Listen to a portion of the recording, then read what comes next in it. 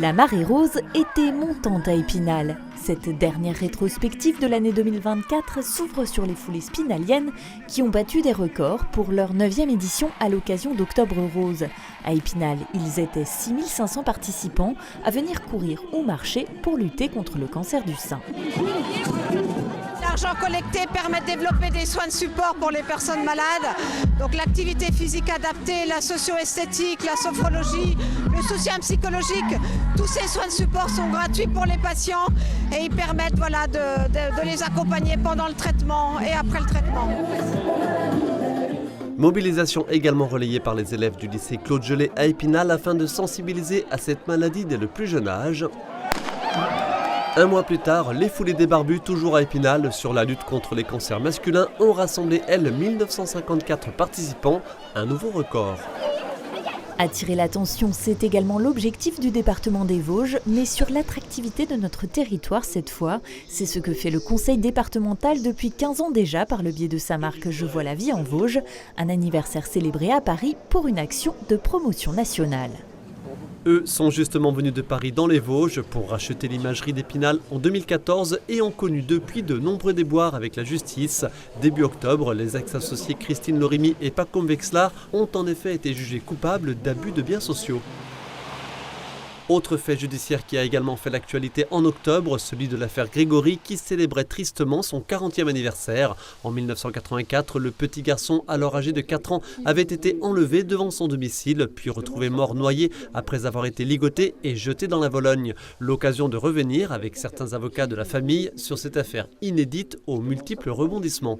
Entre le 16 octobre 84 et le 5 novembre 84, date à l'époque de l'inculpation de Bernard Laroche, je voyais en dessous de mon cabinet, qui était rue des Halles à Épinal, des journalistes de 2, 3, devenir 10, 15, 20, 100.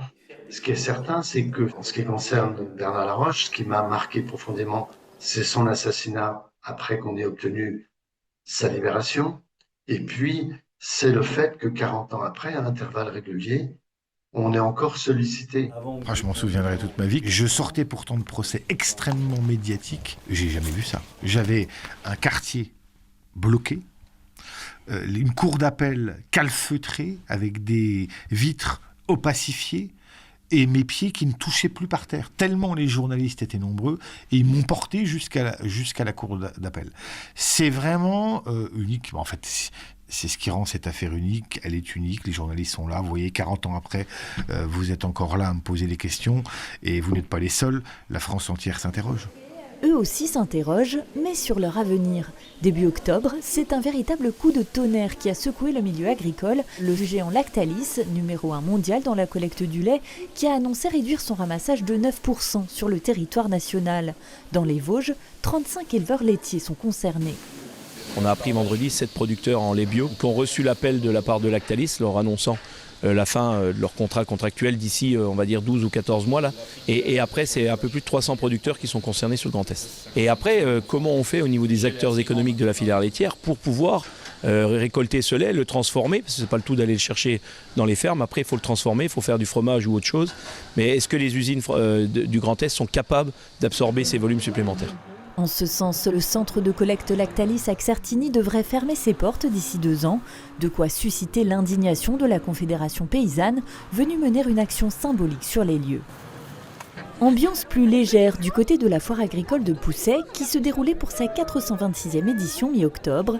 Certaines problématiques fâcheuses étaient toutefois au cœur des débats, comme l'inflation et l'enjeu du circuit court, dont s'est notamment emparé le Rassemblement national, qui avait une nouvelle fois dépêché sur place son jeune président national Jordan Bardella. Inquiétudes également concernant les épisodes météo, toujours plus intenses ces dernières années. Illustration par exemple du côté de Fontenoy-le-Château qui a subi en octobre des crues historiques suite aux intempéries. Résultat, un centre-bourg inondé avec un pic d'eau à 1,70 m et une quarantaine d'habitations impactées, parmi lesquelles la boulangerie momentanément hors service. Des enjeux climatiques préoccupants qui sont au cœur des politiques environnementales ces dernières années, tout comme l'autonomie énergétique vers laquelle tend notamment la communauté d'agglomération d'Épinal d'ici 2050 et qui a appuyé le déploiement de 8 éoliennes sur la commune de Gruel-et-Surance. Un parc éolien globalement bien accueilli dans la commune, à l'exception d'une poignée de riverains qui craignent notamment l'impact sur les oiseaux. Des craintes, les Romarimontains en ont aussi concernant l'avenir de leur hôpital. Mi-octobre, près de 500 personnes ont défilé dans les rues à l'appel de l'association ADEMAT. L'inquiétude était grandissante à quelques jours de la présentation du document d'orientation qui vise à mutualiser les moyens entre les établissements d'Épinal et de Remiremont. De quoi redouter la fermeture de certains services comme la maternité, la néonatologie ou encore les urgences qui sont d'ores et déjà fermés la nuit. Il faut que ça soit un rapport gagnant-gagnant entre Remiremont et Épinal. C'est le premier employeur du secteur, c'est plus de 700 personnes qui travaillent ici. Et puis surtout, c'est un service public essentiel, puisque la santé, c'est notre bien le plus commun. Et surtout qu'on a une population qui parfois a du mal à se déplacer, qui avance aussi en âge, donc il y aura besoin de plus en plus de soins. L'une des options pour préserver l'activité dans la cité des Chanoinesses, obtenir le statut d'hôpital de montagne. Les montagnes, justement au cœur du 35e Festival international de géographie de Saint-Dié-des-Vosges, ou plus exactement les Alpes, territoire invité lors de cette édition sur le thème des terres. Il n'y a pas d'équivalent dans le monde, une rencontre où la géographie est diffusée auprès de l'ensemble de la population avec un rayonnement incroyable. Parmi les grands noms présents à Saint-Dié, citons le philosophe Gaspard Koenig, ainsi que le président de la Ligue de protection des oiseaux, Alain Bougrain-Dubourg. Cet automne, le FIG s'intéressera aux multiples formes du pouvoir. Le pays invité sera l'Indonésie. Le mois de novembre a été marqué par un drame à Chavelot. Un démarcheur commercial de 34 ans venu de Haute-Marne a été abattu de 2 balles dans le dos par un habitant de la commune, un septuagénaire membre d'une société de chasse locale qui habitait avec son frère aîné. Ce sont des personnes qui n'ont pas d'histoire particulière. Je les voyais tous les matins pendant la phase travaux. Comme je viens voir les travaux, comment que ça se déroule, etc. Très sympathiques, très gentils, il n'y a jamais eu de problème avec eux. Ce sont des habitants de Chavelot depuis leur naissance. Vous voulez de la soupe ? Novembre, c'est également l'arrivée du froid qui s'accompagne du lancement des campagnes solidaires hivernales, à l'image de celles menées par la Croix-Rouge avec ses maraudes, ou encore celles des Restos du Cœur, qui soutiennent plus de 8000 personnes dans les Vosges, un nombre en hausse, avec un seuil de pauvreté qui s'élève désormais à 2500 € pour un couple avec 2 enfants. Ça ne veut pas dire que la situation des gens s'est améliorée, ça veut dire qu'il y a des gens qui ont un peu plus de revenus qu'avant, qui ne venaient pas frapper à nos portes et qui aujourd'hui viennent nous demander de l'aide parce qu'ils n'arrivent plus à s'en sortir. Et ça, c'est vraiment un effet direct de l'inflation qu'on a connu en 2023 sur l'alimentation, sur les coûts de l'énergie. Une conjoncture sociale difficile aussi du côté des entreprises, qui sont nombreuses en France à prévoir des suppressions de postes ces dernières semaines. Le groupe Michelin vient ainsi d'annoncer la fermeture de 2 sites français, dont une partie de l'activité pourrait être rapatriée à Golbey. Pour l'emploi local, cela signifie potentiellement la création d'une 50aine de postes. Mauvaise nouvelle en revanche du côté de Plombières-les-Bains pour les salariés de l'une des entreprises du groupe AVEC de Bernard Ben Saïd en charge de la partie hôtellerie-restauration qui a été liquidée fin novembre. On a une grosse pensée pour les 12 salariés qui le 9 décembre se retrouveront sans emploi et on pense à ceux qui vont suivre puisque l'opérateur thermal a déjà annoncé que pour la partie thermale ça allait suivre au mois de janvier. On ne peut pas regarder ça, préparer les fêtes de fin d'année qui sont des moments de joie, des moments de fête, des moments de réunion, de bonheur, en sachant qu'à côté, vous avez 15, 20, 30, 40 salariés qui se retrouvent je dirais, sur le pas de la porte, quoi. Un avenir plus qu'incertain pour les thermes de Plombières qui pourrait notamment reposer sur la création d'une société d'économie mixte portée par le conseil départemental, création qui reste pour l'heure controversée. Horizon plus clément en revanche dans la ville thermale de Vittel où les projets immobiliers vont bon train avec la réhabilitation de l'hôtel des Thermes qui accueillera prochainement de nouveaux appartements ainsi que la construction d'un nouveau casino. C'est un exercice en conditions réelles réalisé au cœur du tunnel routier Maurice Lemaire qui relie les Vosges et le Haut-Rhin. Objectif, recréer un incendie pour tester la sécurité de l'ouvrage et assurer une bonne coordination des pompiers lorrains et alsaciens. Le tout afin bien sûr d'éviter de reproduire la catastrophe du tunnel du Mont-Blanc en 1999. Ce feu-là était bien réel, c'était celui des agriculteurs fin novembre, vent debout notamment contre la signature d'un accord de libre-échange entre l'Union européenne et les pays du Mercosur. Dans les Vosges, ils étaient près de 200 à manifester leur colère dans les rues d'Épinal, de Neufchâteau ou encore de Saint-Dié. Ce qui nous met en rogne, nous agriculteurs, c'est que ce traité de libre-échange, il prévoit qu'il y ait des centaines de milliers de tonnes, notamment de viande, de bœuf et de volaille, qui puissent entrer dans l'Union européenne en provenance des pays du Mercosur, donc Argentine, Brésil, Bolivie, Uruguay, Paraguay, qui puissent entrer dans l'Union européenne totalement libres de douane. et qui viennent concurrencer complètement déloyalement nos produits. Des produits locaux et de qualité, c'est justement ce que cherchent à valoriser les championnats du monde de pâté en croûte, un concours gastronomique prestigieux pour lequel s'est qualifié le Tahonnais Gary Chopinez, qui figurait parmi les 15 finalistes sélectionnés à travers le monde. Il prendra finalement la 4e place du concours. Les Vosges, terre de gastronomie mais aussi terre de cinéma, la preuve avec un nouveau tournage du côté d'Épinal, celui du film Connemara, adapté du roman de Nicolas Mathieu et réalisé par Alex Lutz, dont l'intrigue se déroule en partie à la patinoire de Poissompré. Après leurs enfants après eux, j'ai passé beaucoup de temps à Épinal à aller au match et cette ambiance, ce chaudron de la patinoire qui mélange les supporters, les familles, les gens du haut, du bas, d'ailleurs et d'ici, ce microcosme qui représente presque toute la ville. C'était un sujet de roman en soi. Et puis, à l'époque, l'équipe était quand même en difficulté. Il y a des anciens joueurs qui étaient revenus pour la soutenir, pour donner d'eux-mêmes. Et c'est une des choses qui a inspiré le bouquin. Ouais. Franchement, j'avais les jambes qui tremblaient comme si j'étais jamais monté sur la glace. Je savais plus avancer, plus freiner, plus rien faire. Pas que je sois un grand patineur, mais au moins... j'arrivais à faire 2-3... Là, vraiment, j'étais tétanisé. Comme j'ai été très bien accueilli, c'était formidable. Mais j'avoue, j'avais un peu le syndrome de l'imposteur. Après le hockey sur glace, le badminton, mais également la natation ou le ski en salle, entre autres. Des défis sportifs mis en place à travers tout le département à l'occasion du week-end du Téléthon fin novembre. Dans les Vosges, une centaine de manifestations ont permis de récolter plus de 100 000 € reversés au bénéfice de la recherche contre les maladies génétiques rares.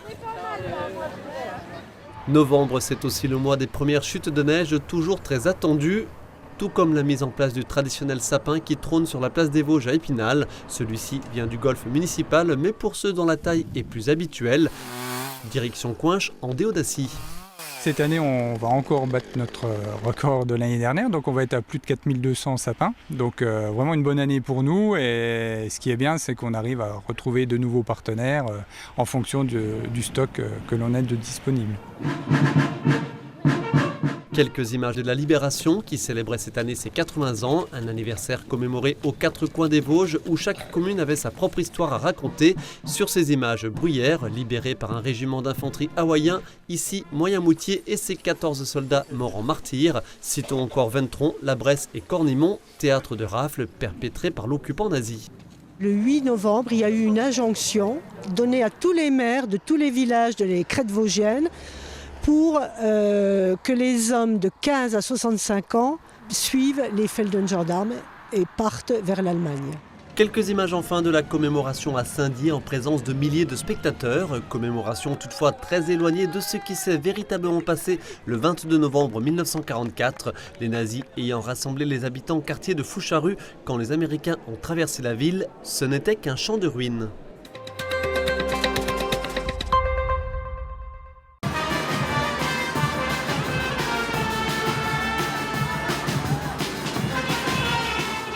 C'est une tradition dans les Vosges, le mois de décembre est marqué par la célébration de la Saint-Nicolas.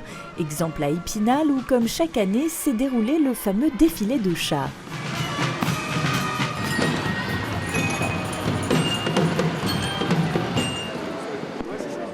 Ce défilé-là était d'une toute autre nature. Dans la Cité des Images, près de 600 personnes ont manifesté pour défendre la fonction publique, avec une inquiétude grandissante suite à la chute du gouvernement de Michel Barnier.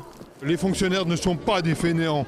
Et j'aimerais quand même inviter les politiciens qui décident ça de venir dans nos hôpitaux, dans nos écoles et supporter tout ça parce que c'est aujourd'hui on est en souffrance dans nos structures.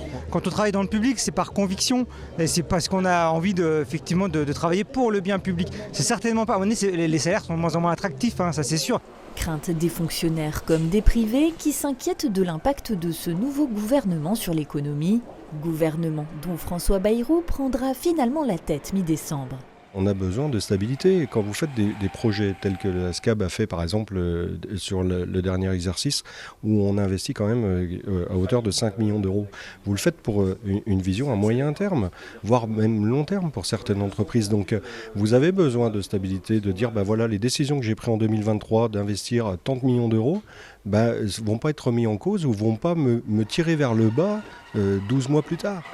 C'est un feuilleton judiciaire qui fait parler de lui depuis plus de 2 ans. L'affaire du Vosgien Sébastien Raoult, arrêté au Maroc en 2022 pour des faits de cybercriminalité, du piratage de systèmes informatiques de grandes entreprises.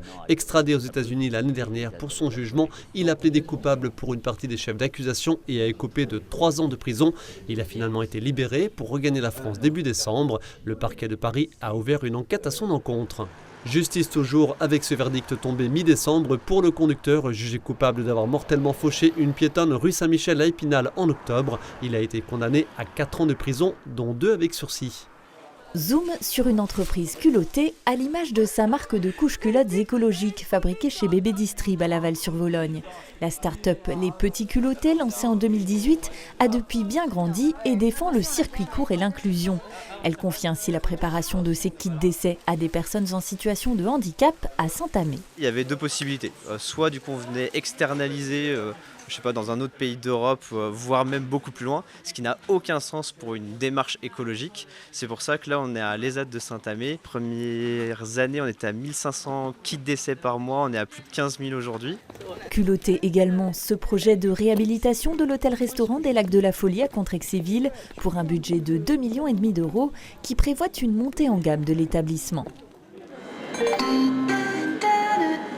Le train Intercity 4200 en provenance de Nancy à destination de Lyon-Perrache va entrer en gare Boissé. Mi-décembre, c'était Noël avant l'heure pour les usagers du rail de Neufchâteau avec le retour de la ligne 15 Nancy-Lyon, une liaison suspendue depuis 6 ans pour cause de travaux en gare de Lyon-Pardieu et qui n'avait pas été rétablie. Après un long combat pour la réhabiliter, les voyageurs peuvent à nouveau bénéficier d'un aller-retour quotidien.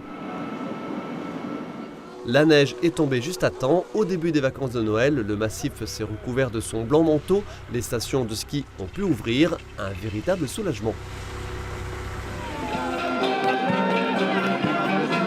Douces lumières et effluves épicés, à l'approche des fêtes de Noël, les marchés s'installent dans les Vosges. Du côté d'Épinal, le marché de Saint-Nicolas, géré désormais par la municipalité, compte une 40aine de chalets dédiés à l'artisanat. Des artisans également mis en valeur du côté de Saint-Dié ou encore de Plombières-les-Bains, toujours réputé pour son ambiance festive, qui attendait cette année près de 40 000 visiteurs. De quoi s'en mettre plein les yeux. Comme ici, dans les rues de Vittel, avec cette parade lumineuse.